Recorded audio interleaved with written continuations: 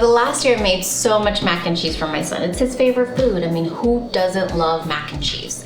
The recipe has been dated back as far as the 1700s. I mean, you know, even Thomas Jefferson served it at a state dinner in 1802. It's nostalgic. It reminds you of your childhood, boxed mac and cheese. You know, everybody's had boxed mac and cheese in their childhood. Sometimes that just doesn't cut it. I want different cheeses, flavor, textures, and so that's exactly what we're gonna do. I'm Natalie with Grill Slingers. Let's hang out in my kitchen and we'll get started on that recipe.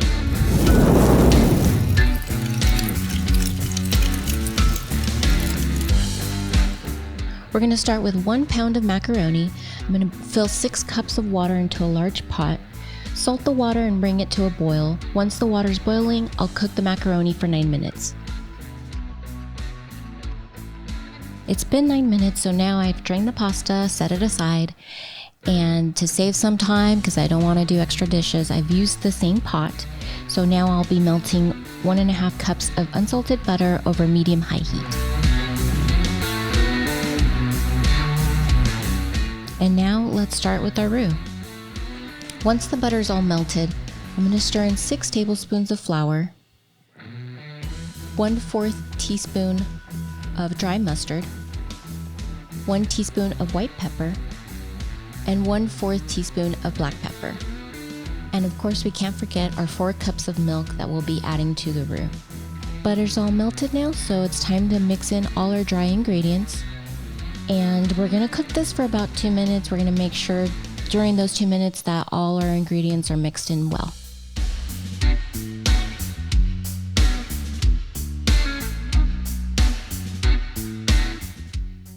It's been about 2 minutes and I'm gonna slowly start to mix in the milk, making sure that it's thoroughly combined. It's been about 10 minutes and so my roux looks good. It's silky and smooth. That's what we're looking for. And so now it's time to add the cheese. We have 1 cup of Fontina cheese and 6 ounces of Gruyere cheese. And lastly, we have 2 cups of sharp cheddar cheese. We're gonna drop 1 handful at a time and let it melt into the sauce until we've gone through all the cheese.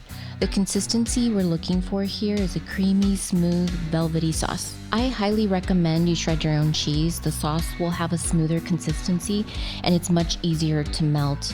I use the food processor to shred my cheese. It's so much easier using the food processor than doing it all by hand. All our cheese is mixed in and our sauce is completed. We can now grab that macaroni we cooked earlier and mix it all together. Let's make sure all the mac is covered in our cheesy, delicious, glorious sauce.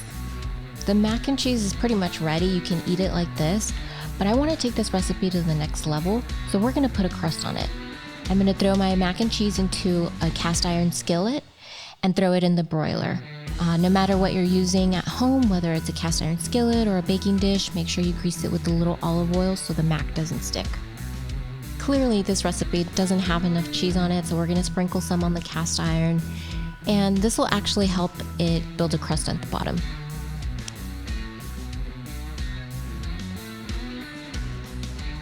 We have our layer of cheese all down, and now we're gonna add a layer of mac.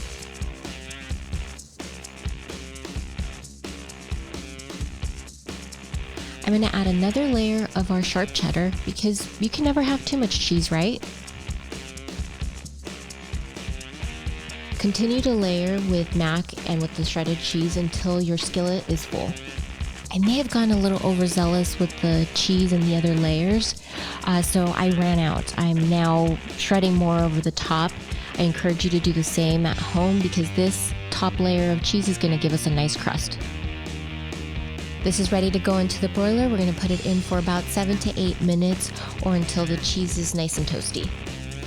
The cheese is all browned, so that's exactly what we're looking for. We're gonna let this cool down for 10 minutes. In the meantime, we're gonna top the mac and cheese with some parsley. This is optional if you don't have that at home, that's totally fine. The mac is finally cooled down and I'm gonna sneak in a bite here and taste it.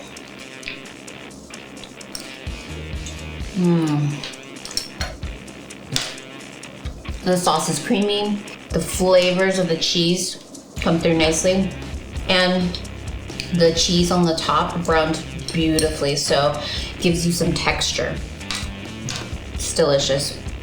And our secret here is that we overcooked the macaroni, which allowed the mac and cheese not to dry out. It didn't absorb any of the sauce, it still stayed creamy.